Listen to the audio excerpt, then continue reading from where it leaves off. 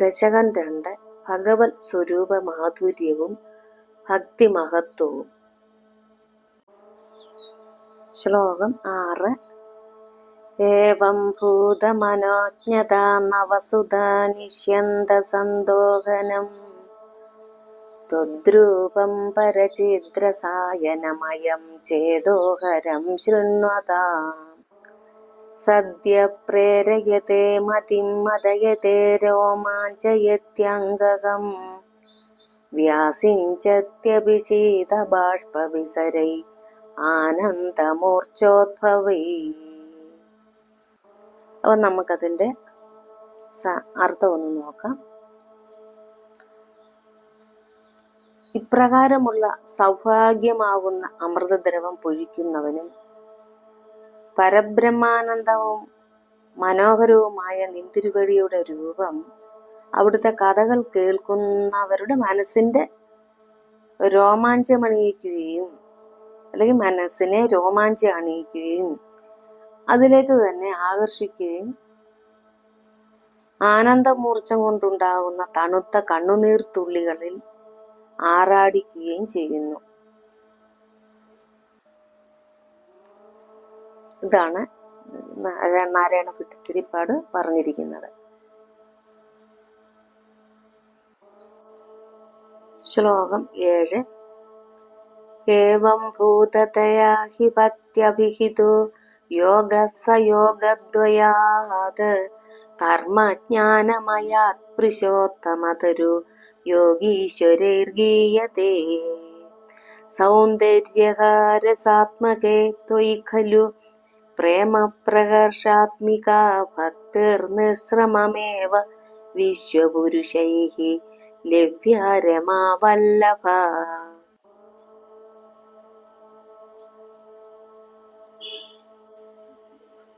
ശ്ലോകം 7 അർത്ഥം നോക്കാം. ഇതുകൊണ്ടാണ് പ്രഹ്ലാദാദി ഭക്തന്മാരാൽ സ്വീകരിക്കപ്പെട്ട ഭക്തിയോഗം കർമ്മജ്ഞാന യോഗത്തെയും കാൾ അത്യുത്തമമാണെന്ന് വ്യാസനാരദാദി യോഗീശ്വരന്മാർ പ്രകീർത്തിപ്പിച്ചിട്ടുള്ളത്. അല്ലയോ ലക്ഷ്മീപതിയായ ഭഗവാനെ, സൗന്ദര്യമെന്ന ഒരേ ഒരു രസത്തോടു കൂടിയ ഭഗവാനിലുള്ള പ്രേമാതിരേക സ്വരൂപിയായ ഭക്തി ജനങ്ങൾക്ക് പെട്ടെന്ന് കൈവരുന്നതാണല്ലോ എന്നാണ് പറയുന്നത്. ശ്ലോകം 8.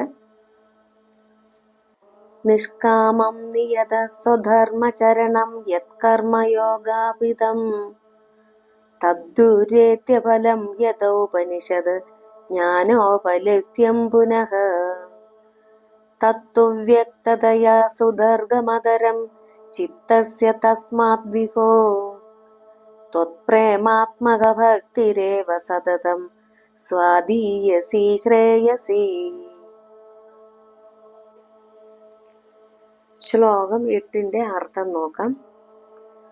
ഫലം ആഗ്രഹിക്കാതെ നിയമേനയുള്ള സ്വന്തം ധർമാചരണമാണ് കർമ്മയോഗം. ഏറെക്കാലം കഴിഞ്ഞേ അതിൻ്റെ ഫലം കിട്ടുകയുള്ളൂ.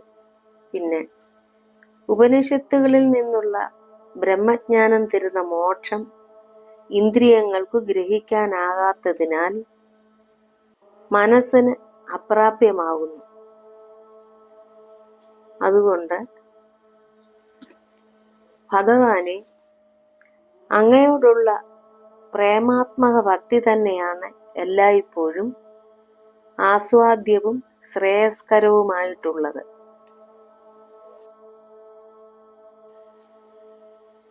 ശ്ലോകം 9. അത്യായാസകരാണി കർമ്മപടലാനാചര്യ നിര്യന്മലാ ബോധേ ഭക്തിപദേധവാപ്യുചിതതാം ആയാന്തി കിം താവതാ.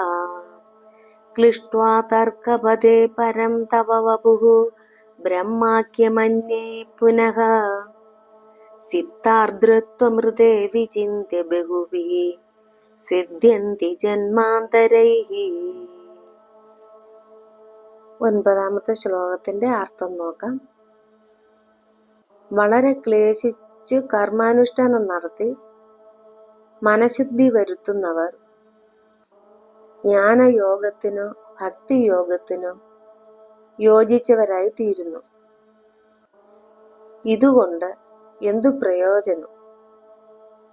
ചിലർ വേദാന്ത ശാസ്ത്രത്തിൽപ്പെട്ട് വിഷമിച്ച് മനസ്സലിവില്ലാതായി അവിടുത്തെ ബ്രഹ്മം എന്ന നിർഗുണ സ്വരൂപത്തെ ധ്യാനിച്ച് പല ജന്മങ്ങൾക്ക് ശേഷം മോക്ഷം നേടുന്നു. ശ്ലോകം 10. ത്വത്ഭക്തിസ്തു കഥാരസാമൃതജ്ജരീ നിർമ്മജ്ജനേന സ്വയം സിദ്ധ്യന്തി വിമല പ്രബോധ പദവിം അക്ലേശതസ്തന്വതി സദ്യ സിദ്ധികരീ ജയത്യയീ വിഭോ സൈവാസ്തു മേം ത്വത്പദ പ്രേമ പ്രൗഢിരസാർദ്രത ദ്രുതതരം വാതാലയാധീശ്വര. ശ്ലോകം 10ന്റെ അർത്ഥം നോക്കാം. ഭഗവാനെ, അങ്ങയിലുള്ള ഭക്തിയാകട്ടെ ഭഗവത് കഥാരസമാകുന്ന അമൃതപ്രവാഹത്തിൽ മുഴുകിപ്പോകുന്നതിനാൽ താനെ വന്നു ചേരുന്നതും വിശുദ്ധ ജ്ഞാനമാർഗത്തെ ഒരു ക്ലേശവും കൂടാതെ വെളിപ്പെടുത്തുന്നതും ക്ഷണമാത്രത്തിൽ മോക്ഷം നൽകാൻ പര്യാപ്തവുമായി ജയിക്കുന്നു. അല്ലയോ ഗുരുവായൂരപ്പ, അങ്ങയുടെ തൃപ്പാദങ്ങളിലുള്ള പ്രേമാതിരേക രസം കൊണ്ട് തന്നെ മനസ്സലിയുക എന്ന ആ ഭക്തി തന്നെ എനിക്ക് പെട്ടെന്നുണ്ടാകണേ എന്നാണ് നാരായണ ഭട്ടതിരിപ്പാട് പറയുന്നത്. ഹരി ഓം.